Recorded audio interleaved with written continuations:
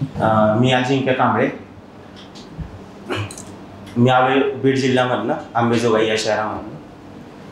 So याच्या अगोदरचं आज आपण शिकणार आहे काय आपला टॉपिक आजचा, लोकसंख्या धोरण आणि कुटुंब नियोजन. याच्या अगोदरचा तुम्हाला एक रफ आयडिया माझ्या फ्रेंडने दिलेलीच आहे, पियुषने. सो आपण तिथून पुढचा कंटेंट बघूया. ओके, तुम्हाला काही अडचण वगैरे असेल तर तुम्ही डायरेक्टली विचारू शकता मला. बट कसं आहे, मी आता ऑन द स्पॉट शिकवतोय, सो माझ्याकडून चूक होऊ शकते, सो समजून घ्या प्लीज. ओके, सर्वप्रथम आपण बघूया लोकसंख्या नेमकं काय आहे. तर कोणत्याही देश असू द्या, त्या देशाची लोकसंख्या ही त्यांच्यासाठी सर्वात महत्त्वाचं साधन असतं. कशासाठी? उत्पादनासाठी असेल, त्या देशाच्या प्रगतीसाठी असेल. तर परंतु ही लोकसंख्या म्हणजे डिपेंड करते, उत्पादनाचं साधन आपण म्हणतोय, पण त्या लोकसंख्येमध्ये यूथ किती आहे आणि वयस्कर लोक किती आहेत, बालक किती आहेत, या संख्येवरनं डिपेंड करतं की त्या देशाची प्रोडक्टिव्हिटी किती असेल. बट ॲट द एंड लोकसंख्या भरपूर असणं हे चांगलीच गोष्ट आहे. आता लोकसंख्या नियोजनासाठी भारतामध्ये पण भरपूर उपक्रम राबवले जात आहेत आणि ते आजच नाही, तर इवन 1950s आपण म्हणूया, तेव्हापासून उपक्रम राबवले जात आहेत. भारतामध्ये 1952 मध्ये सगळ्यात अगोदर लोकसंख्या नियंत्रण आणि कुटुंब नियोजनासंबंधी धोरण आखण्यात आलं होतं. काय नीट बघा, लोकसंख्या नियंत्रण आणि कुटुंब नियोजन. फक्त लोकसंख्या नियंत्रण आहे का याच्यामध्ये? नाहीये. कुटुंब नियोजनामध्ये मग सगळंच येतं. इवन फक्त प्रोडक्टिव्हिटी रेटच नाहीये, तर त्यामध्ये तुमचं मानसिक आरोग्य, नंतर आणखीन तुमचं सेक्शुअल लाईफ असेल, या सर्व गोष्टींवर फोकस केलेला आहे. So it is not only related to population, right. त्याच्यानंतर असेच 2 धोरणं राबवण्यात आले होते, एक 2000 मध्ये आणि 2017 मध्ये. पण या दोन्हीचा मोटिव्ह उद्देश जो आहे ना, तो वेगळा आहे. तो आपण पुढे बघूया काय. आता लोकसंख्येच्या समस्येचे समाजशास्त्रीय स्वरूप. ओके, आता आपण समाजशास्त्राच्या दृष्टिकोनातून बघणार आहे की लोकसंख्या नेमकी काय आहे. ओके, लोकसंख्येचा अभ्यास समाजशास्त्रात अत्यंत महत्त्वाचा आहे, कारण लोकसंख्येच्या वाढीमुळे सामाजिक आणि आर्थिक असमतोल निर्माण होतो. बरोबर आहे स्टेटमेंट? कारण जशी जशी लोकसंख्या वाढेल तसं तुमची नैसर्गिक संसाधने असो किंवा मानवनिर्मित संसाधने असो, या सर्वच संसाधनांवर ताण वाढणार आहे.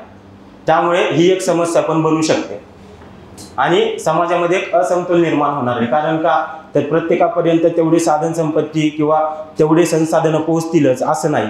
कुणाकडे जास्त पोहोचतील, कुणाकडे कमी पोहोचतील, ते पण डिपेंड करतं. मग त्याच्यासाठी भरपूर फॅक्टर आहेत. इवन जे समजा कोणी थोडे हाय क्लासमध्ये लोक आहेत, वरच्या थरातले लोक आहेत, त्यांच्याकडे संसाधनं लवकर पोहोचतील किंवा जास्त पोहोचतील, गरिबापर्यंत ती तेवढी लवकर पोहोचणार नाही. सो यामुळे काय होणार आहे, समाजामध्ये असमतोल निर्माण होणार आहे. ओके, आता समस्येचे स्वरूप, आता लोकसंख्येच्या समस्येचे स्वरूप समजण्यासाठी काही महत्त्वाचे घटक आहेत, ते बघूया आपण. सगळ्यात पहिलं बघूया लोकसंख्याशास्त्रीय ट्रेंड काय आहे. ओके, आय थिंक हा थोडासा जुना डाटा आहे. मे बी 1947 मध्ये भारताची लोकसंख्या 34 कोटी होती. किती? 34 कोटी. ती 2024 मध्ये 140 कोटींवर पोहोचलेली सध्या, 140. बट ॲज ऑफ नाऊ जेवढं मला माहिती आहे, तर ती 141 कोटी आहे. 141 कोटी आणि पुढे आणखीन काहीतरी. ओके, 142 कोटी, सॉरी. हा, आता संयुक्त राष्ट्रांनी एक अंदाज वर्तवला होता. तो अंदाज काय होता की 2050 पर्यंत भारत जगातील सर्वाधिक लोकसंख्या असलेला देश बनेल. पण आपली कार्यक्षमता एवढी जास्त आहे ना, आणि आपला उत्साह एवढा जास्त आहे की आपण आत्ताच 1 नंबरला आहे. ओके, चायना 2 नंबरला येतं. त्यांच्यामध्ये आणि आपल्यामध्ये फक्त 1 कोटीचा डिफरन्स आहे. 1 कोटीचा. त्यांची 141 कोटी आहे आणि आपली 142 कोटी. Indians always way forward. आता शहरीकरण, औद्योगिकरण आणि स्थलांतर यामुळे लोकसंख्येचे वितरण असमान झालेले आहे. बरोबर आहे ना? शहरीकरण, औद्योगिकरण आणि स्थलांतर म्हणजे शहरीकरण, औद्योगिकरण यासारख्या संकल्पना जेव्हा उदयास आल्या, त्याच्यानंतर औद्योगिकरणामुळे नवीन नवीन जॉबच्या संधी उपलब्ध झाल्यात, रोजगाराच्या संधी उपलब्ध झाल्यात आणि ज्या की गावाकडे उपलब्ध नाही आहेत, त्याच्यामुळे लोक काय करतात तर स्थलांतर करतात एका ठिकाणाहून दुसऱ्या ठिकाणी, मेजरली ग्रामीण भागातनं शहरी भागाकडे. त्यामुळे शहरी भागाची लोकसंख्या वाढतीये. पण यामुळे होतंय काय, तर शहरी भागामध्ये ज्या काही सेवा सुविधा आहेत, जे काही संसाधन आहेत, त्यांच्यावर ताण निर्माण होतोय. त्यामुळे हा प्रॉब्लेम कोणासाठी आहे, शहरी भागातील लोकांसाठी असेल. बालमृत्यू दर आणि साक्षरता यामध्ये सुधारणा जरी झाली असली तरी ग्रामीण आणि शहरी भागातील असमानता मोठी आहे. त्याची कारणं तुम्हाला ऑलरेडी माहितीच असतील कशामुळे. कारण ग्रामीण भागात मग शिक्षणाचा अभाव आहे, ओके, आरोग्याच्या सेवा उपलब्ध नाही आहेत किंवा लोकांमध्ये त्याबद्दल जनजागृती नाही आहे. अशी भरपूर कारणं आहेत की त्यामुळे ही तफावत आढळून येते. ग्रामीण भागामध्ये परिस्थिती कमजोर आहे थोडीशी. ओके, खरं तर हा टॉपिक असा आहे ना, लोकसंख्या म्हणजे तुम्हाला सर्वांना ऑलरेडी माहितीच असेल भरपूर काही. मी एक रफ सांगतोय तुम्हाला. आता यावर समाजशास्त्रज्ञ काय बोलतायत ते बघूया. समाजशास्त्रीय सिद्धांत काय ते बघू. सर्वात प्रथम थॉमस माल्थस यांचा लोकसंख्या सिद्धांत काय सांगतो ते बघूया. थॉमस माल्थस म्हणतात की लोकसंख्या ज्या वेगाने वाढतीये, लोकसंख्या ज्या रॅपिडली इन्क्रीजिंग आहे ना, ज्या वेगाने वाढतीये त्या वेगाने त्यामुळे काय, त्या वेगाने संसाधनांचा पुरवठा वाढत नाही. संसाधन आहे तेवढीच आहेत, इवन नॅचरल रिसोर्सेस जे ते तरी तेवढेच आहेत, इवन दिवसेंदिवस कमी होत चाललेत. आणि मानवनिर्मित संसाधन आहेत ते वाढत आहेत, पण ते तेवढ्या प्रमाणामध्ये वाढत नाही आहेत. त्यामुळे काय होतंय की संसाधनांवर खूप मोठा ताण पडतो आणि त्यामुळे भूकमारी असेल किंवा रोगराई असेल यासारख्या समस्या उद्भवत आहेत, ज्याचा लोकांना सामना करावा लागतो. असं कोणाचं मत आहे, थॉमस माल्थस यांचं. थोडक्यात सांगायचं तर काय, थॉमस माल्थस काय म्हणतात,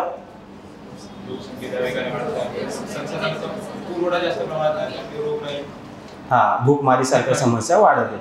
हे कोण म्हणतंय, थॉमस माल्थस. ओके, आता मार्क्स, आपल्या सर्वांचा आवडीचा मार्क्स. ओके, मार्क्स काय म्हणाले यावर बघा. यांच्यामध्ये लोकसंख्या समस्या नसून ती संसाधनांचे चुकीचे वाटप आणि सामाजिक विषमता यामुळे निर्माण झालेली आहे. याच्यापेक्षा वेगळं मत आहे का कोणाचं, आहे का? ओके, लोकसंख्या समस्या नसून ती संसाधनांचे चुकीचे वाटप आणि सामाजिक विषमता यामुळे निर्माण होते. लोकसंख्या वाढ ही श्रमिक वर्गांवर होणाऱ्या शोषणामुळे अधिक गंभीर होते. तसं तर म्हणजे वैयक्तिक बघायला गेलं तर तसं तर आपला पॉईंट ऑफ व्ह्यू जास्त इम्पॉर्टंट नाही आहे इथं, बट मी थोडंसं डिफर करतो यापेक्षा, कारण माझं मत तसं नाही आहे. कारण ते काय म्हणतात की लोकसंख्या समस्या नसून ते संसाधनांचे चुकीचे वाटप आहे. असं होऊ शकत नाही. जर लोकसंख्या वाढते ना तर संसाधनांवर ऑटोमॅटिकली ताण येणारच आहे. तुम्हाला लोकसंख्या नियंत्रणात ठेवावीच लागणार आहे. कारण वाढून तुम्ही काय वाढवणार, तर मानवनिर्मित संसाधने वाढवाल तुम्ही, पण नैसर्गिक संसाधनांचं काय, त्यांच्यावर ताण येणारच आहे ना. सो लोकसंख्या प्रॉब्लेमच आहे. सो माझं थोडं मत वेगळं आहे, प्रत्येकाचं म्हणणं वेगळं असू शकतं. मी मार्क्स एवढा हुशार नाही आहे. एम.एन. श्रीनिवासन आता एक काय बोलतात त्याच्यावर, एम.एन. श्रीनिवासन यांनी भारतीय लोकसंख्येच्या वाढीचा सामाजिक पैलूंवर भर दिलेला आहे. म्हणजे ते काय म्हणतात की काही जाती व्यवस्था आणि काही धार्मिक परंपरा आहेत, काही धार्मिक परंपरा आणि जाती व्यवस्था या गोष्टींमुळे लोकसंख्या वाढ मोठ्या प्रमाणात होतीये. तर मला एखादं उदाहरण कोणी देऊ शकेल का की परंपरामुळं कसं वाढत असेल, एखादं उदाहरण कोणी? वंश. ओके, आणखी? बरोबर आहे सर, बरोबर आहे. ओके, तो आशीर्वाद म्हणजे भयानकच आहे. ठीक आहे, हा बरोबर आहे. कसं आहे ना, आणखीन पण काही समाजामध्ये मोठी कुटुंब पद्धती एक परंपरा, की आम्हाला कुटुंब मोठं पाहिजे खूप, त्यामुळे पण त्यांच्यामध्ये लोकसंख्येचं प्रमाण यामुळे पण वाढत चाललंय. ही एक धार्मिक परंपरा. आणि जाती व्यवस्था यामुळे कुटुंब नियोजनाच्या संकल्पना फार उशिरा स्वीकारल्या गेल्यात. या गोष्टींमुळे जाती व्यवस्था वगैरे का उशिरा स्वीकारल्या गेल्यात, कारण लोकांमध्ये तेवढी जनजागृती नव्हती. भारतातील लोकसंख्या धोरणाचा आपण इतिहास बघूया. मी तुम्हाला म्हणलं होतं ना, एक 2000 आणि 2017ला आणखीन एक धोरण आखण्यात आलं होतं. तर त्याची उद्दिष्ट बघूया काय वेगळी आहे. ओके, आता 1952 मध्ये पहिल्यांदा अधिकृत लोकसंख्या धोरण राबवण्यात आलं. त्यानंतर विविध योजनांमधून सुधारित धोरणे तयार करण्यात आलेली आहेत. आता हे बघूया 2000चं. ओके, 2000 मध्ये काय आहे, यांचं प्रमुख उद्दिष्ट काय, 2010 पर्यंत एक स्थिर प्रजनन दर गाठणे, काय एक स्टेबल फर्टिलिटी रेट गाठायचा आहे. आता हा काळ बघा कोणता आहे, म्हणजे 2000चा आहे आणि त्यांचं उद्दिष्ट कधीपर्यंत आहे, 2010 पर्यंत आहे. त्या काळापर्यंत जर तुम्ही मेजॉरिटी इंडियन सोसायटीमध्ये जर बघितलं असेल तर आपलं साक्षरतेचं प्रमाण खूपच कमी होतं. लोकांपर्यंत हेल्थ एज्युकेशन जे ते पोहोचलेलंच नसतं, म्हणजे खूप कमी प्रमाणामध्ये. त्यामुळे तेव्हा सरकारला गरज काय वाटली की आपल्याला जन्मदरावर कंट्रोल आणायचं आहे फक्त स्टार्टिंगला, तर तेव्हा आपली पॉप्युलेशन कंट्रोलमध्ये येईल. तर त्यासाठी हे धोरण होतं.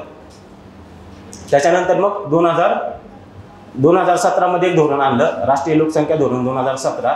या धोरणामध्ये बघा उद्देश बदललेला आहे. काय, या धोरणावर संपूर्ण कुटुंब आरोग्य, ओके, कॉम्प्रिहेन्सिव्ह फॅमिली हेल्थ संकल्पना आणली गेली.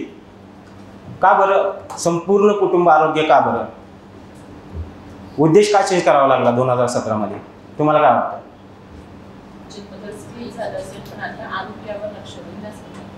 हा, कारण त्यामध्ये कसं आहे ना, आता मध्येच फर्टिलिटी रेट आपल्याला कॉन्स्टंट ठेवण्यासाठी किंवा कमी ठेवण्यासाठी त्या पिरियडमध्ये वेगवेगळ्या योजना वगैरे आणण्यात आल्या होत्या. त्याच्यामध्ये नसबंदी वगैरे सारख्या योजना होत्या. त्याच्यामधून काय, नसबंदीमुळे ॲक्च्युली ठीक आहे चांगला परिणाम थोडाफार झालाच, पण वाईट परिणाम पण खूप मोठ्या प्रमाणावर झाला आहे. जबरदस्ती नसबंदी करण्यात आलेली आहे त्या काळात लोकांची. ओके, न विचारता न परमिशन घेता लोकांची नसबंदी करण्यात आलेली. यामुळं सरकार विरुद्ध समाजामध्ये आक्रोश निर्माण झाला होता त्या काळामध्ये.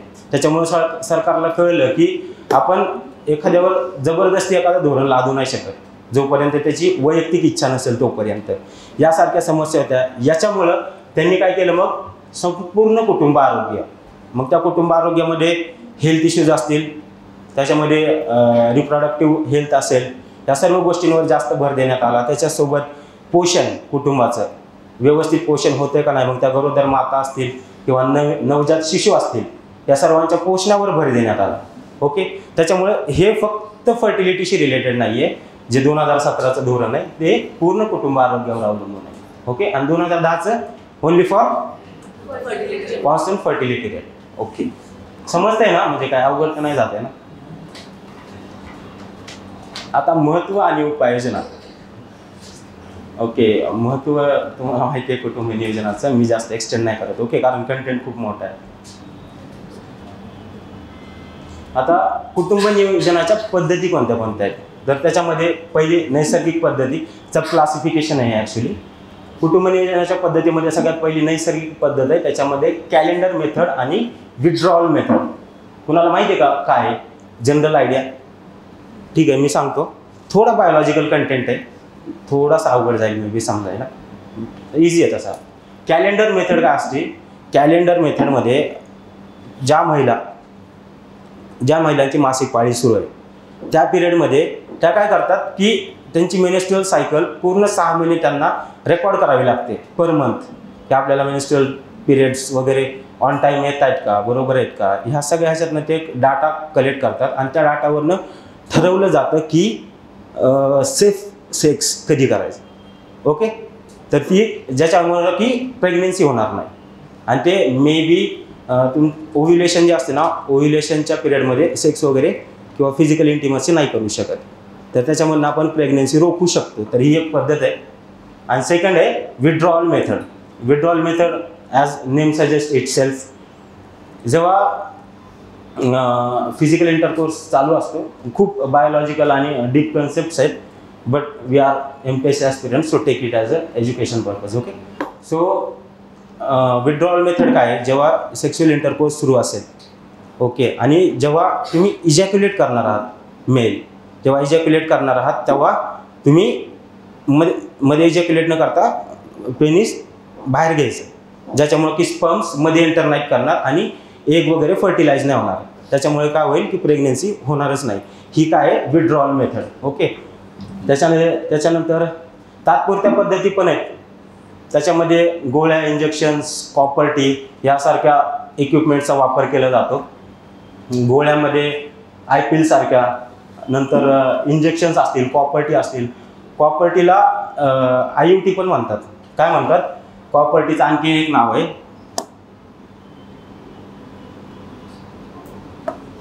प्रॉपर्टीला IUT. ओके, IUT पण म्हणतात. IUT म्हणजे काय? Intra uterine devices. ते नावावरूनच कळतं आपल्याला की काय ते युटेरसमध्ये इन्सर्ट केले जातात की ज्याच्यामुळं प्रेग्नेन्सी अवॉइड होते. तर यासारख्या मेथड्स आहेत, या तात्पुरत्या पद्धती आहेत. त्याच्यानंतर कायमस्वरूपी पद्धती, त्याच्यामध्ये नसबंदी, वंध्यत्व आणि शस्त्रक्रिया. नसबंदीचं तर सांगितलेलंच आहे मी तुम्हाला, जास्त डिटेलमध्ये नाही जात. आता कुटुंब नियोजनाचे कार्यक्रम सरकारने काय काय राबवलेले आहेत किंवा काय काय धोरण आहेत त्याच्याबद्दल आपण बघू. 1952 मध्ये भारत सरकारने जगात पहिल्यांदा राष्ट्रीय कुटुंब नियोजन कार्यक्रम सुरू केला. मी सांगितलं तुम्हाला. 1976 मध्ये सक्तीने नसबंदी कार्यक्रम इंदिरा गांधी यांच्या काळातला, तोही मी तुम्हाला सांगितलेलंच आहे. 2000 मध्ये आरोग्य व कुटुंब कल्याण मंत्रालयाने महिलांच्या आरोग्यास प्राधान्य दिलेलं आहे. कधी? 2000 मध्ये. महिलांची हेल्थ आणि महिलांचं पोषण याच्यावर जास्त फोकस दिलेला आहे. कधी? 2000 मध्ये. त्यांना आणि हा उपक्रम कोणी राबवलेला होता? आरोग्य व कुटुंब कल्याण मंत्रालयाने. कधी? 2000 मध्ये. आता काही महत्त्वाच्या योजना बघू आपण. त्याच्यामध्ये मिशन परिवार विकास. मिशन परिवार विकासामधले ह्याच्यामधनंच हे कधी राबवली? 2017 मध्ये. ह्याच्यामधनं आपल्याला काय कळतं की मिशन परिवार विकासमध्ये पूर्ण फॅमिलीवर फोकस दिलेला आहे. ना की फक्त मेल, ना की फक्त फिमेल, इवन चाइल्ड्स आणि सोबतच जे एजेड पर्सन आहेत त्यांच्या सगळ्यांच्या विकासावर फोकस दिलेला आहे. मग ती डेव्हलपमेंट, तो विकास सगळ्या दृष्टिकोनातून असेल, जसं की मानसिक असेल, सामाजिक असेल, पोषणाशी रिलेटेड असेल. ते 2017 मध्ये जननी सुरक्षा योजना. जननी सुरक्षा योजना सुरू करण्यात आली आहे. मला एक्झॅक्ट इयर नाही आठवत आहे, 2015 समथिंग काहीतरी असेल. तर जननी सुरक्षा योजना नावातच कळतं की जननी म्हणजे काय? माता. आईसाठी ही योजना होती. म्हणजे ज्या गरोदर स्त्री आहेत त्या गरोदर स्त्रियांना पोषण देणं, त्यांची काळजी घेणं, सोबतच त्यांना मेडिकल हेल्थ प्रोव्हाइड करणं, एक्सपर्टीज प्रोव्हाइड करणं, गायडन्स प्रोव्हाइड करणं आणि सोबतच जे नवजात शिशु आहेत त्यांच्या पोषणाकडे लक्ष देणं आणि सोबतच त्यांना आर्थिक मदतसुद्धा स्त्रियांना दिली जाते जेणेकरून ते त्यांचं पोषण वगैरे करू शकतील. ही होती जननी सुरक्षा योजना. ओके, ह्या इम्पॉर्टंट योजना आहेत 3. ह्या तुम्ही पेपरमध्ये मेन्शन करू शकता, एक्झाममध्ये पण. ओके, आणि लास्ट वन इज सबला योजना. सबला योजना काय होती? तर ती खास आहे कन्यांसाठी 6 to 18 इयर्सपर्यंत ह्या वयोगटातल्या ज्या मुली आहेत त्यांच्यासाठी होती. ही स्पेशली आहे त्या कन्यांमध्ये कौशल्य विकास वाढवणं. मग ते घरातील कौशल्य असतील, व्यावसायिक कौशल्य असतील, या सर्व कौशल्यांची वाढ करणं, त्यांना त्याच्याबद्दल ट्रेनिंग देणं आणि सोबतच त्यांना काही आर्थिक मदत करणं, त्याच्यामुळे त्या सक्षम बनतील.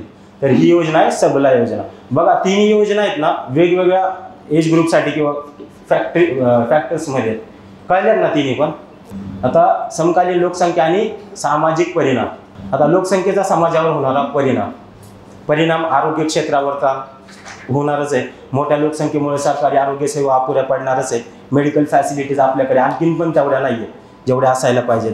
पण तरीसुद्धा मेडिकल एक्सपोर्टमध्ये आय थिंक पूर्ण ग्लोबली आपण 52% शेअर आपण होल्ड करतो. कशामध्ये? मेडिकल एक्सपोर्ट्समध्ये.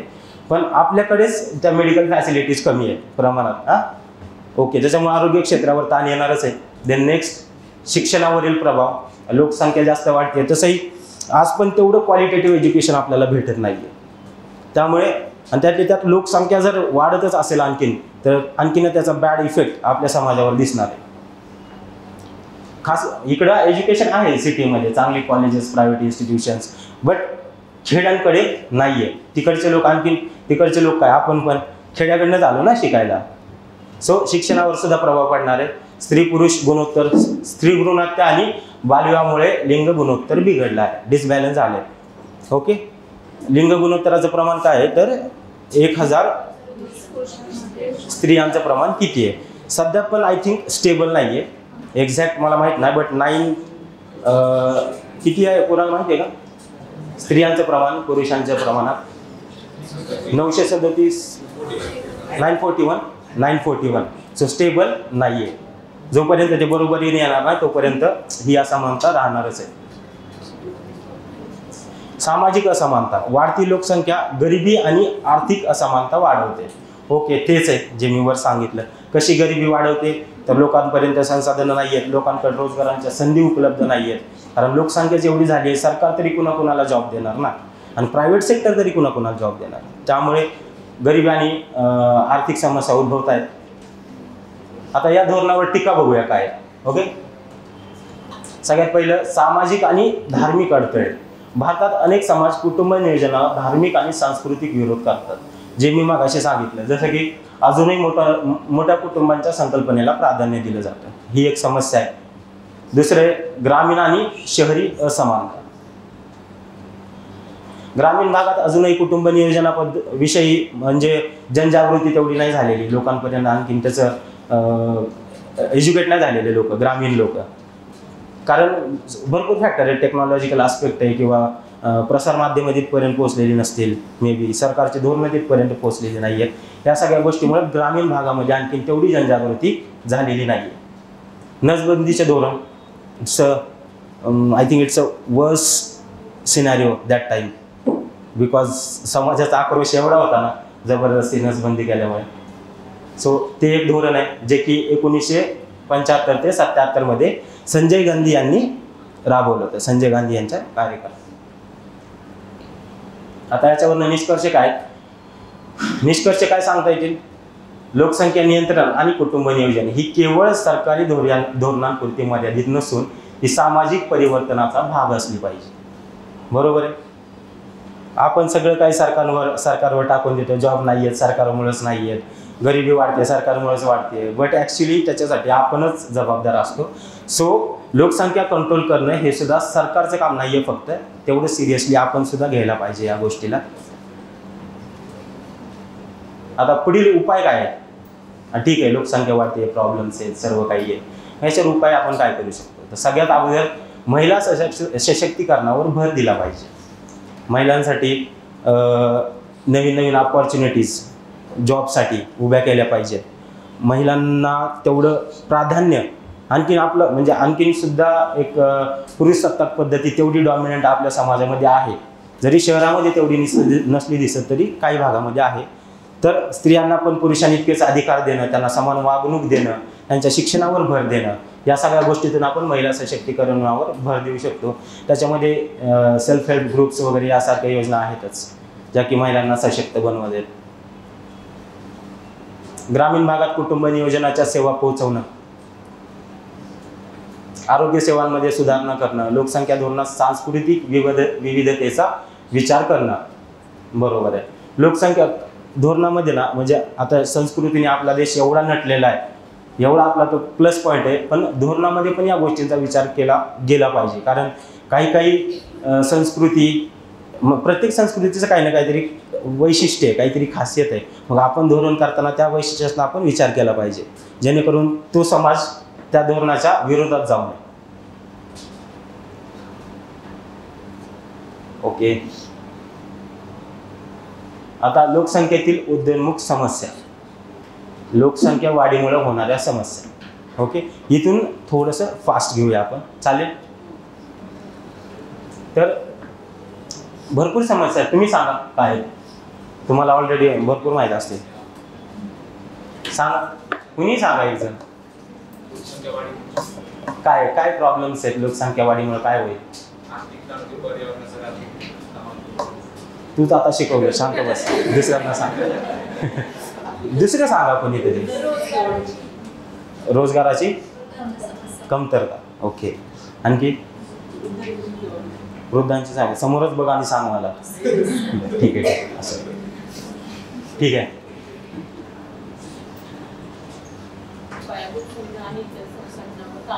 ताण, एक्झॅक्टली, बरोबर आहे. आता लोकसंख्या ही फक्त एखाद्या फील्ड, हे समाजाच्या सर्व क्षेत्रावर परिणाम करतात, काही विशिष्ट क्षेत्रावरच नाही आहे. भारतासारख्या विकसनशील देशामध्ये लोकसंख्येतील वृद्धत्व ही एक मोठी समस्या आहे, वृद्धत्वाची. कारण मी तुम्हाला स्टार्टिंगलाच म्हणलं ना की प्रोडक्टिव्ह पॉप्युलेशन किती आहे तुमची, ती खूप इम्पॉर्टंट आहे देशाच्या विकासासाठी. सध्या बघायला गेलं तर प्रोडक्टिव्ह पॉप्युलेशन सगळ्यात जास्त इंडियामध्ये आहे, यंग पीपल इंडियामध्ये जास्त आहेत सगळ्यात जास्त. परंतु विचार करा, एक काळ असा आहे ना की ही जी प्रोडक्टिव्ह लोकसंख्या आहे ना, त्यांचं वय वाढणार आहे, ओके, ते गरीब असणार आहेत, त्यांच्याकडे काही उत्पन्नाचं साधन नसणार आहे किंवा रोजगार नसणार आहे त्यांच्याकडं. इवन हेल्थ इश्यूज त्यांना वाढणारच आहे, समाजामध्ये एकाकीपणा वाढणार आहे त्यांच्या लाईफमध्ये, हे सगळे इश्यू आहेत. सो वृद्धत्वाचा एक खूप मोठा प्रॉब्लेम आपल्याला फेस करावा लागणार आहे, इवन फेस करावा लागतोय. आता 2011च्या जनगणनेनुसार, 2011ची जी जनगणना झाली त्याच्यानुसार भारतात 60 वर्षापेक्षा जास्त वय असलेल्या लोकसंख्येचा वाटा 8.6% होता. किती आहे? 8.6%. ओके, तर 2025 पर्यंत म्हणजे एस्टिमेटेड किती असेल? 2050 पर्यंत, सॉरी, किती असेल तो? 20% असेल. एवढी वृद्धांची संख्या वाढणार आहे. किती? दुप्पटपेक्षा जास्त आहे ती, ऑलमोस्ट. सो वृद्धत्वाशी संबंधित समस्या, त्याची सामाजिक, आर्थिक, राजकीय आणि सांस्कृतिक परिणामकारकता यावर चर्चा करणं गरजेचं आहे. बघूया आपण वृद्धत्व म्हणजे काय. वृद्धत्व म्हणजे काय? व्यक्तीच्या वाढत्या वयानुसार येणारे शारीरिक, मानसिक आणि सामाजिक बदल. ओके, या डेफिनेशन मध्ये बघताय तुम्ही, फक्त एज फॅक्टर आहे का की एज वाढते त्यांचं फक्त म्हणून ते म्हातारे आपण कन्सिडर केलं, असं नाही. तर याच्यामध्ये शारीरिक आहे, मानसिक आहे आणि सामाजिक बदल आहेत. शारीरिक तर आपण समजू शकतो, ठीक आहे, शारीरिक त्यांची तेवढी कॅपॅसिटी नाही राहत. ओके, मानसिक आणि सामाजिक आपण म्हणतो ना की लहान म्हातारे माणसं आणि लहान लेकरं सेमच असतात. सो मानसिकता चेंज होते त्यांची, नाही का, ते तेवढे मानसिकदृष्ट्या तेवढे स्ट्रॉंग नाहीत राहत. इव्हन त्यांची म्हणजे समजशक्ती पण थोडीशी कमी झालेली असते त्या काळामध्ये. आणि सामाजिक बदल, सामाजिक बदल काय, तर समाजामध्ये वृद्धांना तेवढं सन्मानाने नाही बघितलं जात किंवा त्यांच्याकडे दुर्लक्ष केलं जातं, त्यांच्या विचारांना लक्षात नाही घेतलं जात. या सगळ्या समस्या आहेत. आता वृद्धत्वाची कारणं काय काय आहेत? जीवनमान सुधारणा, हा पॉईंट समजायला मला पण टाइम लागलाय. कसा म्हणजे मी पॉईंट वाचला, वैद्यकीय सुविधांमधील सुधारणा, अन्नाची उपलब्धता, आरोग्य सेवा या घटकांमुळे लोकांचे आयुर्मान वाढले आहे. त्यामुळे वृद्धत्वाचा प्रश्न निर्माण झालेला आहे. थोडा कॉन्ट्राडिक्टरी स्टेटमेंट मला अगोदर वाटलं, बट मी त्याचा अर्थ काढलाय माझ्या पद्धतीने. चुकीचं असेल तर सर मला करेक्ट करा प्लीज. तर बघा, वैद्यकीय सुविधा वाढत आहेत दिवसेंदिवस, त्याच्यामुळे काय की जो मृत्यूदर होता तो कमी झाला आहे. मग त्याच्यामुळे काय, लोक जास्त दिवस जगत आहेत. मग त्याच्यामुळं ते लोक म्हणजे वृद्ध होईपर्यंत जगत आहेत आणि नंतर त्यांचा डेथ होतीये. सो त्याच्यामुळं वृद्ध वाढत चालले. Okay, thank you. देन कुटुंब संरचनेत बदल, संयुक्त कुटुंब पद्धती हळूहळू विभक्त कुटुंब पद्धतीत बदलत आहे. त्यामुळे वृद्धांचे पालन पोषण करणे अधिक कठीण झाले आहे. बरोबर आहे. त्याच्यामुळं भरपूर जण तर म्हणजे वृद्धांसोबत राहतच नाहीत. हा, वृद्धाश्रमात वगैरे टाकतील त्यांना, किंवा आई वडील गावाकड आणि मुलगा आणि बायको इकडे, हा, ते सेफ मस्त आनंदात जगतायत असं आहे. याच्याकडं म्हणजे फक्त स्त्रियांनी नाही, पुरुषांनी पण लक्ष दिलं पाहिजे. आपल्या आई वडिलांना तेवढाच रिस्पेक्ट द्या, तुम्ही पण आणि तुम्ही पण. ते लाईफ टाईम आपल्यासोबत असलेच पाहिजे. हे न्यावं. नियंत्रित लोकसंख्या वाढ, बालमृत्यू दर कमी होणे आणि जन्मदर कमी होणे यामुळे वृद्ध लोकसंख्येचा वाटा वाढत आहे. बरोबर, मी ते सांगितलं तुम्हाला मगाशी की मृत्यू दर कमी होत आहे, त्यांना जन्मदर पण कमी होतोय. त्यामुळे वृद्ध लोकसंख्येचा वाटा वाढत आहे. नवीन पिढीच नाही बनत आहे ना. आपण रेस्ट्रिक्शन टाकलेत ना की जास्त प्रोडक्टिव्हिटी नको, जास्त मुलं नको, हम दो हमारे दो, आता ते 1 पर्यंत चालू आहे आपण. सो याच्यामुळे काय होतंय की जी संख्या आहे ती वृद्ध होत चालली आहे, बट नवीन पिढी जनरेट नाही होते. सो ही एक समस्या आहे. देन स्थलांतर शहरांकडे आपण डिस्कस केलंच की मग औद्योगिकीकरण असेल किंवा शहरीकरण असेल, शिक्षणासाठी, जॉबसाठी खेड्यातले लोक शहरात येत आहेत. लोक येत आहेत, म्हातारे तिथंच राहत आहेत असं आहे. त्यामुळे पण ग्रामीण भागात वृद्ध लोकसंख्या वाढत आहे. कुठे? ग्रामीण भागात. आर्थिक स्वायत्ततेचा अभाव, बरोबरच आहे, कारण जसं जसं वय होईल तसं तुमची कार्यक्षमता कमीच होणार आहे. तुम्ही कमवू नाही शकणार, जॉब नाही करू शकणार, त्याच्यामुळे कार्यक्षमता वृद्धांची कमीच होणार आहे. ओके. आता भारतीय समाजशास्त्रज्ञ व वृद्धत्व बघूया. समाजशास्त्रज्ञ काय म्हणतात बघूया. M.N. श्रीनिवासन काय सांगतायत. त्यांनी सांगितलं की शहरीकरणामुळे वृद्ध व्यक्तींच्या जीवनशैलीत मोठे बदल झाले आहेत. संयुक्त कुटुंब विस्कटत आहे आणि वृद्धांचे महत्त्व कमी होत आहे. हे कुणाचं ऑब्झर्वेशन आहे? एम एन श्रीनिवासन यांचं. वृद्ध लोकांच्या जीवनशैलीत मोठे बदल होत आहेत आणि कुटुंब विस्कटत चालले, म्हणजे संयुक्त कुटुंब राहिलेले नाहीत, विभक्त कुटुंब पद्धती तयार होतीये आणि ज्यामुळे की वृद्धांचं महत्त्व कमी झालेलं आहे. ओके, कळलं? आशिष बोस काय म्हणतात? यांनी वृद्धत्व आणि लोकसंख्या शास्त्रावर संशोधन केले आहे. त्यांनी सांगितले की भारतात वृद्धांसाठी स्वतंत्र धोरण तयार करण्याची गरज आहे. मला नाही वाटत आतापर्यंत त्यांच्यासाठी असं सेपरेट धोरण तयार झालेलं असेल. वृद्धांसाठी उपाययोजना आहेत नो डाऊट, म्हणजे पेन्शन योजना असेल किंवा त्यांच्यासाठी पेन्शन योजना असतील, आयुष्य आरोग्यासाठी, हां, बट धोरण आणि योजना वेगवेगळ्या असतात ना. त्या योजना आहेत, धोरण असं सेपरेट काही आखले असं मला तरी नाही आठवत, नाही आहे ना सर. आता एर्विंग गोफमन काय म्हणतात? एर्विंग गोफमन म्हणतात यांच्या सामाजिक भूमिकेच्या द रोल थिअरी. एर्विंग गोफमन यांनी काय दिलेली आहे? रोल थिअरी दिलेली आहे. ओके, हा वर्ड लक्षात ठेवा, कारण आपण बाकी जे शिकतोय ते आपल्याला माहितच आहे. ओके, सो कीवर्ड्स लक्षात ठेवा या पूर्ण टॉपिकमध्ये. रोल थिअरी वगैरे एर्विंग गोफमनची ते काय सांगते काय नाही. या थिअरीनुसार वृद्ध व्यक्तींच्या भूमिकेत बदल होत असतो. समाजात वृद्धांची प्रतिष्ठा पूर्वीपेक्षा कमी होत आहे. हे फॅक्ट आपल्याला माहितच आहे, बट तिथं हा वर्ड येणं गरजेचं आहे. रोल थिअरी कुणाची आहे? एर्विंग गोफमन यांची. मागं लक्षात येते ना, कळते ना? डाऊट असेल तर विचारा बरं. त्या वृद्धत्वामुळे उद्भवणाऱ्या समस्या काय? वृद्धत्वामुळे अनेक सामाजिक, आर्थिक आणि मानसिक समस्या निर्माण होतच आहेत. त्याच्यामध्ये सामाजिक समस्या बघू. आता त्या समस्यांचं वर्गीकरण केलेलं आहे, सामाजिक, आर्थिक आणि दुसऱ्या कोणत्या आहेत? सामाजिक, आर्थिक आणि मानसिक. ओके, सामाजिक समस्या बघूया. एकाकीपणा आणि तणाव. एकाकीपणा आणि तणाव. एकाकीपणा वाढतोय, एकाकीपणामुळं तणाव पण वाढतोय. कारण काय, आता त्यांचे मुलं वगैरे गेले दुसरीकडे राहायला, त्यांची काळजी घ्यायला नाही आहे ना कोणी, तर त्याच्यामुळे एकटेपणा त्यांना खूप भासवतोय आणि त्याच्यातूनच त्यांना तणाव निर्माण होतोय की आमचीच मुलं आहेत, आमच्यासोबत राहत नाहीत, ते गेलेत, आमच्याकडे लक्ष देत नाही. त्याच्यामुळं एकाकीपणा आणि तणावासारखी परिस्थिती त्यांच्यामध्ये निर्माण झाली आहे. संयुक्त कुटुंब पद्धतीचा ऱ्हास झाला. बघितलं तर आपण संयुक्त कुटुंब, विभक्त कुटुंब बनत चालली आहेत आणि त्याच्यामध्ये पण स्पेशली वृद्धांचा तर समावेश नाहीच आहे, म्हणजे वृद्धांना बाहेरच काढलं जातं. मग ते वृद्धाश्रम असतील वगैरे इथे ठेवलं जातं. ज्येष्ठ नागरिकांविषयी असंवेदनशीलता. अनेक ठिकाणी वृद्धांची फसवणूक, घराबाहेर काढणे आणि अत्याचार वाढले आहेत. इव्हन आपल्याला तर माहिती आहे मारहाणीपर्यंत विषय जातात वृद्धांना सुद्धा. म्हणजे किती लाजिरवाणी गोष्ट आहे खरं तर. वृद्धांना मारहाण करणं म्हणजे यावरनं कळतं की त्यांचा दर्जा आपण किती ठेवतोय, आपण समाज किती ठेवतोय, लोक किती ठेवत आहेत. नंतर घराबाहेर काढले जातात, अगोदर प्रेमाने सांगतात जा, नाही ऐकलं की मग हाकलणे. आता आर्थिक समस्या बघूया. काय सामाजिक समस्या काय काय? एकाकीपणा आणि तणाव, संयुक्त कुटुंब पद्धतीचा ऱ्हास होतोय, ज्येष्ठ नागरिकांविषयी असंवेदनशीलता. ओके, आता आपण बघूया आर्थिक समस्या काय. नोकरीतील सेवानिवृत्ती आहे. नोकरीतील सेवानिवृत्ती झाल्यावर वृद्धांना काय आर्थिक समस्यांना सामोरं जावं लागतं. जोपर्यंत कमवत होते तोपर्यंत इन्कम सोर्स होताच. आता इन्कम सोर्स नाही आहे, पेन्शन भेटते. पेन्शन किती भेटते? 2500, 5000. होणार आहे का त्यामध्ये काही? काहीच नाही होत. ह्याच्यामुळे काय त्यांना आर्थिक समस्यांना सामोरं जावं लागतंय. मदत कोणाकडे मागू शकत नाहीत, कारण फॅमिलीने त्यांना घराच्या बाहेर काढले.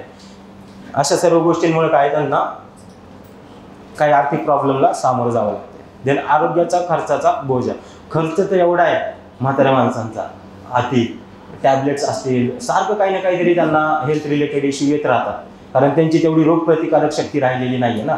छोट्या छोट्या गोष्टीमुळे पण ते आजारी पडू शकतात.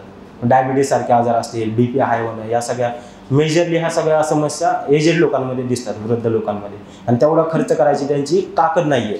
त्याच्यामुळे त्यांच्यावर आरोग्याचा खर्च म्हणजे एक बोजा वाटते त्यांना, खर्च वाढत चालला आहे. वित्तीय फसवणूक असेल, आर्थिक फसवणूक केली जाते भरपूर ठिकाणी. ह्याच्याशी रिलेटेड माझं एक एक्झाम्पल आहे, शॉर्टमध्ये सांगतो मी. जॉबला असताना मी अगोदर जॉब करायचो, इंजिनिअरिंग झालेली आहे माझी, प्लेसमेंटमधून जॉब भेटला होता. जॉब करत असताना ॲक्च्युली माझ्यासोबत क्रेडिट कार्डचा फ्रॉड झाला 50,000चा. सो त्याची कंप्लेंट करायला मी गेलो इथे डिपार्टमेंटला पिंपरी चिंचवडमध्ये. गेलो असताना मी असंच बसलो होतो. टेन्शन असतंच ऑलरेडी 50,000चं. मी घरी सांगितलं पण नव्हतं की असं असं झालं आहे. आणि माझ्या शेजारी एक आजोबा बसले होते. मग असंच थोडंसं बोलणं वगैरे झालं. मग मी त्यांना विचारलं काय झालं, कितीचा लॉस आहे, कितीचा फ्रॉड झाला आहे. तर त्यांनी मला चक्क सांगितलं की 8 लाखाचा फ्रॉड झाला आहे त्यांच्यासोबत. 8 लाख. आणि 3 वर्ष झालं म्हणजे मी तर चक्कर मारतोय पण आणखीन काहीच होत नाही आहे. सो असं वृद्ध लोकांची फसवणूक जास्त होते. मी वृद्ध नाही आहे, माझे झाली, कारण फर्स्ट टाइम मी क्रेडिट कार्ड वापरत होतो. बट वृद्ध लोकांमध्ये जनजागृती नाही आहे ना. स्कॅम्स वगैरे किंवा आपलं बँक अकाउंट्स कसे सांभाळायचे ऑनलाईन, फोनपे, गुगल पे यासारख्या प्लॅटफॉर्म्सवर प्रायव्हसी कशी मेंटेन करायची हे त्यांना माहीत नाही आहे. आणि ते समोरच्या बोलण्यात लगेच येऊन जातात.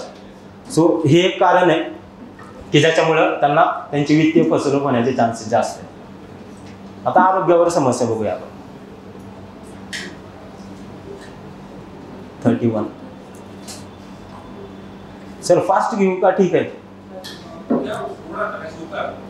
चालेल. आता मानसिक आरोग्याच्या समस्या आहेत, म्हणजे स्मृतिभ्रंश आहे, त्यांच्या लक्षात नाही राहत किंवा लगेच लक्षात न विसरून जातं, ह्यासारख्या समस्या आहेत.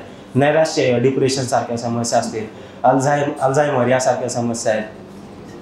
सामाजिक आरोग्य सेवा ऑलरेडी ग्रामीण क्षेत्रामध्ये फोकस करतोय आपण. स्पेशली इथे आरोग्य क्षेत्र ग्रामीण भागामध्ये आरोग्य सेवा तेवढ्या उपलब्ध नाही आहेत.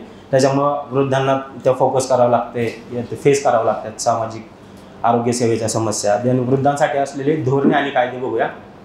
ज्येष्ठ नागरिकांचे पालन पोषण आणि कल्याण कायदा 2007 मध्ये आलेला आहे. ज्येष्ठ नागरिकांना आर्थिक आणि सामाजिक संरक्षण देण्यासाठी उद्दिष्ट असलेला हा कायदा आहे. त्याच्यामध्ये कशावर फोकस दिला आहे? ज्येष्ठ नागरिकांचा पालन पोषण करणं आणि आर्थिक आणि सामाजिक संरक्षण द्यायचे त्यांना. त्याच्यासाठी हा कायदा केलेला आहे. कधी? 2007 मध्ये. राष्ट्रीय ज्येष्ठ नागरिक धोरण 1999 वृद्धांसाठी सामाजिक आणि आर्थिक सुरक्षा प्रदान करण्यावर भर देण्यात आलेला आहे. पहिले पण सामाजिक आणि आर्थिक धोरणांसाठीच होतं. आणि देन 1999चं पण कसं आहे? सामाजिक आणि आर्थिक सुरक्षा प्रदान करण्यासाठी. ती प्रदान आपण कशी करू शकतो? सुरक्षितता कशी प्रदान करू शकतो? कशी? मग त्यासाठी काय करावं लागेल? सामाजिक सुरक्षिततेसाठी इथिक्स शिकलायत ना, व्हॅल्यूज, फॅमिली व्हॅल्यूज त्या लोकांमध्ये वापस इंट्रोड्यूस केल्या पाहिजेत, जे की ते विसरले. आणि देन नेक्स्ट आर्थिक सुरक्षा प्रदान करणं, जे फोनपे, गुगल पे यासारख्या गोष्टींचा वापर कसा करायचा हे त्यांना शिकवणं. मग ते काम सरकार कोणत्या वेमधनं करतं किंवा मीडियम काय वापरतं, मे बी फॅमिलीज वगैरे किंवा गावामध्ये असे काही कॅम्प्स ऑर्गनाईज करून वृद्धांसाठी वगैरे त्याच्यामध्ये करू शकतात. देन कर्मचारी निवृत्ती वेतन योजना, EPS, सेवानिवृत्ती झालेल्या कर्मचाऱ्यांसाठी पेन्शन योजना, जी तुम्हाला माहीतच आहे. पण सुरू कधी झाली आहे? कर्मचारी निवृत्ती वेतन, कुणाला माहिती आहे का? सॉरी, मला नाही माहिती. निवृत्ती वेतन योजना सर्च करा नंतर. ओके. राष्ट्रीय आरोग्य विमा योजना, गरीब आणि मध्यमवर्गीय वृद्धांसाठी आरोग्य विमा योजना आहे. कुणासाठी आहे? गरिबांसाठी आणि मध्यमवर्गीय लोकांसाठी आरोग्य विमा योजना. वृद्धत्वाचा सामाजिक आणि सांस्कृतिक परिणाम. पहिला, पारंपरिक ज्ञान आणि अनुभव. वृद्धांकडून आपण काय घेऊ शकतो? अनुभव. त्यांचा अनुभवामधून माणूस भरपूर काही शिकत असतो. वृद्धांइतके अनुभव कोणाकडेच नसतात. आणि देन आपल्या संस्कृतीची ओळख, जे की आपले आईवडील पण एवढे सांगू नाही शकणार जेवढे वृद्ध सांगतील. देन नवीन कुटुंब संकल्पना. वृद्ध आणि नवीन पिढी यांच्यातील संबंध बदलले असून स्वतंत्र राहण्याची संकल्पना वाढत आहे. तेच विभक्त. ह्याच्यामधूनच मग त्या संस्था उदयास येतात. कोणत्या संस्था? वृद्धाश्रम, सहाय्यक जीवनशैली, असिस्टेड लिव्हिंग. वृद्धांसाठी विशेष विश्रामगृह आणि सेवा उपलब्ध होत आहेत. बट हे कोण करून देत आहे? गव्हर्नमेंट. वृद्धासंदर्भात समकालीन प्रकरणे आणि उदाहरणे. सध्याच्या परिस्थितीत सरकारने काय पावलं उचललेत वृद्धांसाठी ते बघूया. ज्येष्ठ नागरिकांसाठी हेल्पलाईन नंबर दिलेला आहे सरकारने, एल्डर हेल्पलाईन म्हणून. नाव काय लक्षात ठेवा, पेपरमध्ये मे बी तुम्हाला लिहायची गरज पडेलच. काय एल्डर हेल्पलाईन कोणासाठी येते? ज्येष्ठ नागरिकांसाठी तयार केलेली आहे. त्यांना काही जरी मदत असेल तरी तो काहीतरी टोल फ्री क्रमांक असेल तो डायल करायचा. वृद्धांनी त्यांना डायरेक्टली हेल्प जी काय असेल ती प्रोव्हाइड केली जाईल. सामाजिक संस्थांची भूमिका, हेल्पेज इंडिया आणि इतर स्वयंसेवी संस्थांचे योगदान. सामाजिक संस्था कोणकोणत्या ज्या वृद्धांसाठी काम करतात त्याच्यामध्ये हे एक नाव हेल्पेज इंडिया, ओके, आणि इतर स्वयंसेवी संस्था त्यासुद्धा काम करतायत वृद्धांसाठी. ज्येष्ठ नागरिकांचं शोषण आणि सुरक्षा. उत्तराखंड, महाराष्ट्र, पश्चिम बंगाल यासारख्या राज्यांमध्ये वृद्ध व्यक्तींवर होणाऱ्या अत्याचारांच्या घटना समोर आल्या आहेत. कुठे जास्त आहे? कुठे जास्त? उत्तराखंड, महाराष्ट्र, पश्चिम बंगाल, ओके, या 3 स्टेटमध्ये अत्याचाराच्या ज्या घटना आहेत त्या जास्त घडलेल्या आहेत. त्याचे कारण आता भरपूर असू शकतात. इवन वेळेचा अभाव आहे थोडा, मी थोडं फास्ट जात आहे, चालतंय ना. आता वृद्धत्वाविषयी काही समाजकालीन समाजशास्त्रीय दृष्टिकोन काय? संरचनावादी दृष्टिकोन, स्ट्रक्चरल फंक्शनॅलिझम. काय समकालीन समाजशास्त्रीय दृष्टिकोन बघतोय आपण. तर त्याच्यामध्ये पहिला काय? संरचनावादी दृष्टिकोन. संरचनावादी दृष्टिकोन काय सांगतो आपल्याला की समाजाची रचना वृद्धांना सांभाळण्यासाठी सक्षम असावी. काय? ओके, समाजाची रचना वृद्धांना सांभाळण्यासाठी सक्षम असावी, हा काय? संरचनावादी दृष्टिकोन, ओके. देन संघर्ष सिद्धांत, कॉन्फ्लिक्ट थिअरी. हे नाव लक्षात ठेवा बरं, ते इम्पॉर्टंट आहे. कॉन्फ्लिक्ट थिअरी किंवा संरचनावादी दृष्टिकोन. वृद्ध आणि तरुणांमध्ये संसाधनांसाठी संघर्ष होत आहे. बरोबर आहे ना? हा पॉईंट माहिती आहे काय? वृद्ध आणि तरुणांमध्ये संसाधनांसाठी संघर्ष होतो, संसाधनं अपुरी पडत आहेत. आता प्रतिकात्मक परस्पर संवाद सिद्धांत काय? सिम्बॉलिक इंटरॅक्शनिझम. काय? प्रतिकात्मक परस्पर संवाद, त्याला काय म्हणतात? सिम्बॉलिक इंटरॅक्शनिझम. वृद्धांची समाजात भूमिका बदलत जाते, त्यामुळे त्यांच्याशी संवाद महत्त्वाचा ठरतो. बरोबर आहे? म्हणजे जसं जसं वय वाढेल तसं तसं त्यांची समाजामध्ये भूमिका जी आहे ती बदलत जाते. मग त्यांच्यामुळे त्यांच्याशी संवाद साधणं कुणी? तरुणांनी त्यांच्याशी संवाद साधणं गरजेचं आहे, जेणेकरून त्यांना ती फिलिंग आली पाहिजे की ठीक आहे आपण पण यांचाच भाग आहेत, नाही का. आता याच्यामधनं निष्कर्ष बघूया आपण काय. भारतासारख्या लोकसंख्या घनतेने भरलेल्या देशात वृद्धत्व ही गंभीर सामाजिक समस्या बनली आहे. वृद्धांना सन्मानाने जीवन जगता यावे यासाठी धोरणात्मक पातळीवर सुधारणा करणे गरजेचे आहे. सरकार, समाज आणि कुटुंब यांनी एकत्र येऊन वृद्धांच्या समस्या सोडवण्यासाठी ठोस उपाययोजना करणं गरजेचं आहे. कुणी एकत्र येऊन? सरकार, समाज आणि कुटुंब, ओके. हे तिन्ही घटक एकत्र आले पाहिजेत यांच्या विकासासाठी किंवा त्यांच्या समस्या सोडवण्यासाठी. आता या लोकसंख्येची जी समस्या उद्भवती आहे त्याच्यामधनं कोणकोणत्या समस्या निर्माण होत आहेत ते बघूया थोडक्यात. हे इंट्रोडक्शन आहे. त्याच्यामध्ये काय नाही, 100 पुरुषांमागे असलेल्या स्त्रियांची संख्या म्हणजे आपण स्त्री पुरुष रेशिओ काय गुणोत्तर, लिंग गुणोत्तर, तेच आहे पूर्ण. याच्यामध्ये जास्त असं वेगळं काय नाही, जेवढं मी सांगितलं तेच आहे, कारण मी पूर्ण वाचून बघितलं, ओके. सो याच्यामध्ये सांगण्यासारखं काय नाही. पहिला काय आहे प्रॉब्लेम? भारतातील लिंग गुणोत्तर, ओके. संख्याशास्त्रीय स्थिती आणि प्रवृत्ती. भारतातील लिंग गुणोत्तरच्या स्थितीचा अभ्यास करताना 2 प्रमुख पातळ्यांवर विचार करावा लागतो. सर्वसाधारण लिंग गुणोत्तर, सेक्स रेशिओ ॲट बर्थ, आणि दुसरा आहे बाल लिंग गुणोत्तर, म्हणजे कधी 0 ते 6 वयोगटातील लिंग गुणोत्तर. 2 वेळेस लिंग गुणोत्तर मोजलं जातं आणि त्याची चर्चा करतोय आपण. सर्वसाधारण लिंग गुणोत्तर म्हणजे ॲट बर्थ, ज्यावेळेस जन्म होतोय बालकांचा त्यावेळेस लिंग गुणोत्तर मोजलं जातं, आणि जेव्हा ते बालकं 0 ते 6 वर्ष वयोगटामध्ये जातात तेव्हा वापस एकदा लिंग गुणोत्तर मोजलं जातं. आणि त्याचे कारण आहेत भरपूर. म्हणजे कसं आहे ना, बालमृत्यू वगैरे रोखण्यासाठी किंवा आफ्टर मॅटर्नल डेथ वगैरे ते असं ते चेक करण्यासाठी वापस एकदा मोजलं जातं इथे. ऐतिहासिक आणि सद्यस्थितीचा आढावा. भारतातील लिंग गुणोत्तरचा प्रवास पाहिला तर 1901 पासून सतत महिलांचे प्रमाण घटताना दिसते. 2021च्या जनगणनेत अधिकृत आकडे अद्याप उपलब्ध झाले नाही आहेत, तरी 2011च्या जनगणनेनुसार एकूण लिंग गुणोत्तर 940 आहे सध्या. ओके. आणि बाललिंग गुणोत्तर 918 आहे. ओके. एकूण लिंग गुणोत्तर किती आहे? एकूण लिंग गुणोत्तर आहे 940, तर बाललिंग गुणोत्तर आहे 918. बाललिंग गुणोत्तर म्हणजे कोणतं? 0 ते 6 वयोगटामध्ये. आणि ते कोणतं आहे? 940 ॲट बर्थ. हे लक्षात ठेवा. ॲट बर्थ किती आहे? 940. ओके. आणि 0 ते 6 वयोगटामध्ये किती आहे लिंग गुणोत्तर? ओके. आता प्रादेशिक असमतोल.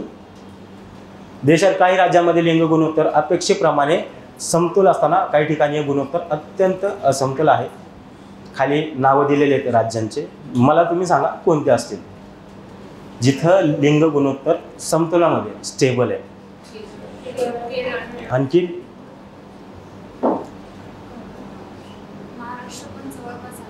हां, आपल्याला कमी नका समजू, आपण पण आहे त्याच्यामध्ये. देन आणखी ठीक आहे. आणि कुठे कमी असेल? आणखी सांगा ना तुम्ही, सांगा की रे, झोपलात का काय माझं? हा बोर होते का? नाही ना? ओके ठीक आहे. केरळ, तमिळनाडू. ओके. सर्वाधिक जास्त लिंग गुणोत्तर. आणि सगळ्यात कमी कुठे? हरियाणा, पंजाब. आता याची बघा, हे आकडेवारी लक्षात ठेवा. सर्वाधिक लिंग गुणोत्तर केरळमध्ये किती? 1084. कुठे आहे सगळ्यात जास्त? केरळमध्ये. किती येते? 1084. आणि तामिळनाडूमध्ये 999 आहे. आणि सर्वात कमी किती आहे? हरियाणामध्ये 879 आणि पंजाबमध्ये 893. डिफरन्स खूप आहे ना. लक्षात ठेवा सर्वात कमी आणि सर्वात जास्त किती आहे. हे प्रगत म्हणजे हे एज्युकेटेड हे स्टेट्स आहेत ना, केरळ वगैरे. तिथं भरपूर प्रमाणामध्ये आरोग्यसेवा वगैरे आणि एज्युकेशन सेक्टर वगैरे चांगलं आहे, त्याच्यामुळे तिथे बऱ्यापैकी मेंटेन आहे.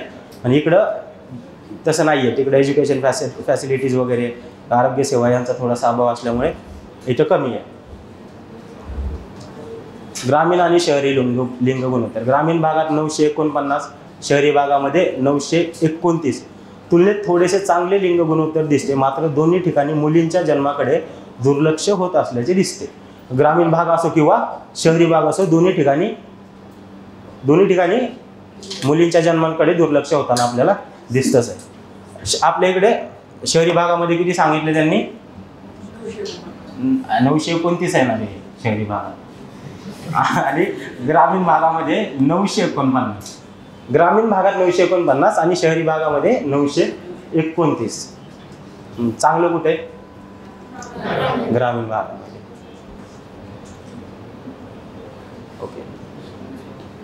आता लिंग गुणोत्तर बिघडण्याचे कारणे.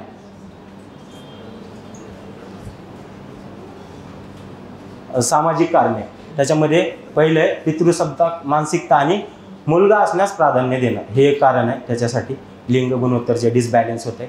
मुलांची संख्या वाढते, मुलांची वाढते, मुलींची कमी होते. स्त्री भ्रूण हत्या आणि कन्या हत्या. त्याच्यामध्ये थोडा मेडिकलचा पण म्हणजे सोनोग्राफीमधून निदान कळतं ना की मुलगा आहे किंवा मुलगी आहे. ते लिगल केलं होतं ना, पण वापस त्याच्यावर रोख आणलेला आहे. अगोदर सोनोग्राफी टेस्ट जी होती ना ती म्हणजे सोनोग्राफी करून तुम्ही मुलींची समजा पहिलं तुम्हाला अपत्य मुलगी आहे आणि सेकंड टाईम पण जर मुलगीच आहे तर आपण अबॉर्शन करू शकत होतो, पण नंतर ते कायदा वापस बंद करण्यात आलेला आहे.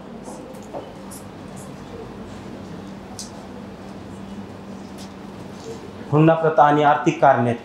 म्हणजे मुलगी असेल तर मग लग्नाच्या वेळेस हुंडा द्यावा लागेल, या त्या गोष्टी आहेत. मग आर्थिक भार, कारण असतं काही ठिकाणी नाही का की म्हणजे मुलींना आम्ही एवढं शिकवणार, हे करणार, ते करणार, आणि मग शेवटी मुली जाणार दुसऱ्यांच्या घरात, आम्हाला काय फायदा, ते आर्थिक बोजा वाटायला लागतो काही आईवडिलांना त्या गोष्टीचा. सो हे एक कारण. आर्थिक कारण बघूया, स्त्रियांवरील शिक्षणाची आणि आरोग्याची कमतरता. आणखीन पण हव्या तेवढ्या स्त्रिया शिक्षण क्षेत्रामध्ये नाही आहेत किंवा त्यांचा जेवढा वाटा पाहिजे आणखीन तेवढा नाही आहे. इवन संसदेमध्ये पण मागं चर्चा झाली होती ना की 14% स्त्रिया आहेत फक्त संसदेमध्ये. सो आणखीन तेवढं नेतृत्व आहे का स्त्रियांचं? नाही आहे.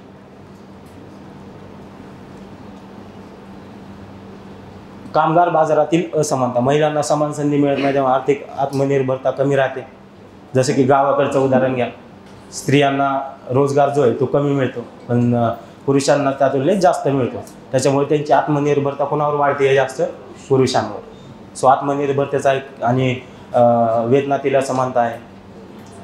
तांत्रिक कारणे, गर्भलिंग निदान तंत्रज्ञानाचा गैरवापर, जे मी तुम्हाला ऑलरेडी सांगितलेलंच आहे. देन वैद्यकीय यंत्रणांमध्ये भ्रष्टाचार. हे भ्रष्टाचार माहिती आहे कसं आहे? गर्भलिंग निदान चाचणी, त्याच्यामध्ये भ्रष्टाचार पण होत आहेत. म्हणजे मग एवढे पैसे देतो तर आम्हाला अगोदर सांगा, हे करा ते करा. त्याचं खूप मोठं उदाहरण मागं सरांनी एकदा दिलं होतं, मे बी तुम्हाला आठवत नसेल. परळीमधलं आठवते का कोणा? ते परळीमधलं उदाहरण डॉक्टर मुंडे, ते खूप मोठं उदाहरण आहे. तुम्ही यूट्यूबला एकदा बघा. ते नवरा बायको दोघं पण डॉक्टरच होते. त्यांनी तेच माहिती आहे ना, जास्त मी ऑनलाईन नाही सांगणार. आता लिंग गुणोत्तरावर असंतुलनाचे परिणाम काय परिणाम आहेत? त्याच्यामुळे लिंग गुणोत्तर अनस्टेबल होते. त्याच्यामध्ये स्त्रियांवरील सामाजिक परिणाम, मानवी तस्करी आणि विवाह व्यवस्थेतील बदल. हरियाणा पंजाबमध्ये मुलींच्या अभावामुळे दुसऱ्या राज्यांमधून वधू आणण्याचे प्रमाण वाढले, कारण तिथं ऑलरेडी लिंग गुणोत्तर खूप कमी आहे. बघितलं आपण मगाशी. त्याच्यामुळे ते लग्नासाठी पण काय करतायत? वधू दुसऱ्या राज्यांना आणतायत. सो हा प्रॉब्लेम, मग त्याला मानवी तस्करी आपण असं म्हणतो. महिलांवरील अत्याचार, मुलींच्या कमतरतेमुळे स्त्रियांवरील लैंगिक शोषण, बालविवाह यासारख्या समस्या गंभीर होत चालल्या दिवसेंदिवस, कारण स्त्रियांचं प्रमाणच समाजामध्ये कमी आहे ऑलरेडी. आता लोकसंख्याशास्त्रीय आणि आर्थिक परिणाम काय झाला ते बघूया लिंग गुणोत्तराचा. प्राकृतिक लोकसंख्या संतुलन बिघडतंय, जे असायला पाहिजे स्टँडर्ड हजार ते बिघडतंय. कामगार वर्गावर परिणाम होतोय. कमी महिलांमुळे जन्मदर कमी होईल आणि परिणामी कामगार शक्ती कमी होते. तेच प्रॉडक्टिव्हिटी रेट आपला कुणाचा? प्रॉडक्टिव्ह पॉप्युलेशन आपली कमी होती आहे, कारण जन्मदर आपण कमी केला आहे. आता याच्यावर सुधारात्मक उपाय आणि धोरणे काय? सुधारात्मक उपाय आणि धोरणे काय? कायदेशीर उपाय बघूया आपण त्याच्यावर. Pre conception and prenatal diagnostic techniques, PCPNDT. काय? Pre conception and prenatal diagnostic techniques act 1994. कधी पास झाला ॲक्ट? 1994 मध्ये. गर्भलिंग निदान आणि स्त्री भ्रूण हत्येवर बंदी आणण्यासाठी, म्हणजे तेच हेच गर्भलिंग निदान चाचणी. कधी आहे ॲक्ट? कधीचा आहे? 1994चा आहे. देन बालविवाह प्रतिबंधक कायदा 2006 स्त्री शिक्षणासाठी महत्त्वपूर्ण होता, कारण कमी एजमध्ये त्यांचं लग्न लावून द्यायचं ना. सो एज्युकेशनचा कुठं स्कोपच नाही ना, मग त्यांना कधी करणार ते एज्युकेशन. सो बालविवाह प्रतिबंधक कायदा 2006 सालचा आहे. शासकीय उपक्रम काय आहेत? बेटी बचाव बेटी पढाव योजना आहे 2015 मधली, रिसेंट सुरू झालेली. जनजागृती, आर्थिक प्रोत्साहन आणि शिक्षणावर भर देण्यात आलेला आहे. याच्यामध्ये सुकन्या समृद्धी योजना, मुलींच्या शिक्षणासाठी आर्थिक मदत. बेटी बचाव बेटी पढाव मध्ये कशावर फोकस आहे त्यांचा? जनजागृती, आर्थिक प्रोत्साहन आणि शिक्षण, या तीन याच्यावर त्यांनी भर दिलेला आहे. पण सुकन्या समृद्धी योजनेमध्ये त्यांनी फक्त शिक्षणासाठी आर्थिक मदत, स्कॉलरशिप्स असतील, अनुदान वगैरे शाळांना देणं स्त्रियांसाठी वगैरे, त्या गोष्टी असतील. देन तिसरं आहे महिला सक्षमीकरण आणि आरोग्यविषयक धोरणे. जननी सुरक्षा योजना, ऐकला असेल जननी सुरक्षा योजना तुम्ही, आणि प्रधानमंत्री मातृत्व वंदना योजना, जी जस्ट लॉन्च झालेली आहे. या योजना माहिती आहेत ना तुम्हाला? ऐकलंय ना, न्यूजपेपरमध्ये वगैरे असतातच सारखं काही ना काही न्यूज. समाजशास्त्रीय दृष्टिकोन आणि समीक्षण. भारतीय समाजशास्त्रज्ञ IP देसाई यांनी सांगितल्याप्रमाणे स्त्री आणि पुरुष यांच्यातील असमानता ही केवळ जैविक नाही तर ती सामाजिकरित्या निर्माण झालेली आहे. बरोबर आहे. जैविकरित्या म्हणजे काय? जैविकरित्या म्हणजे काय? जैविकरित्या असमानता जैविकरित्या इन द सेन्स निसर्गकृत.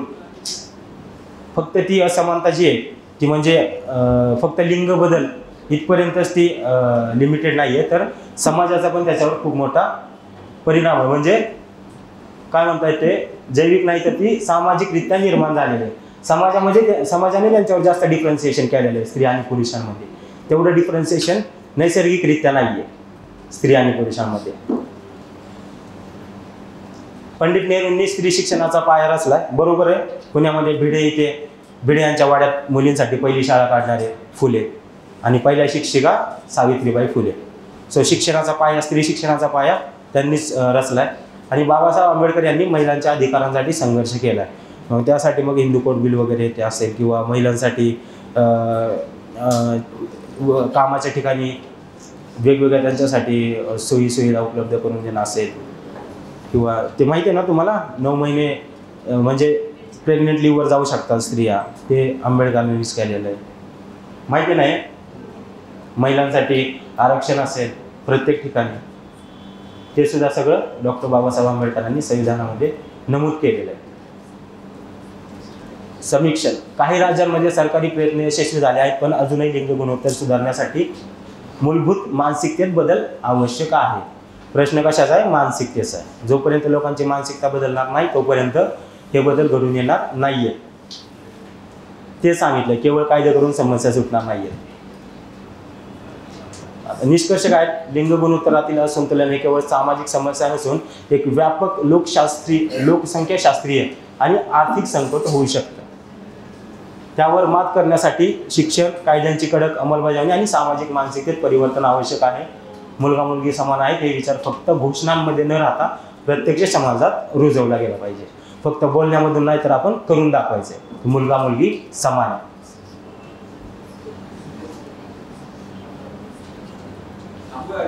मला पण वाटतंय सर.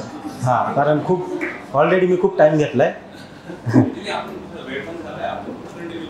हां, माझं तरी लक्ष होतंच इकडे किती राहिले. ठीक आहे सर, चालतं. Thank you very much for this opportunity. Thank you. मला तुम्ही शांतपणे ऐकून घेतलं. Thank you very much.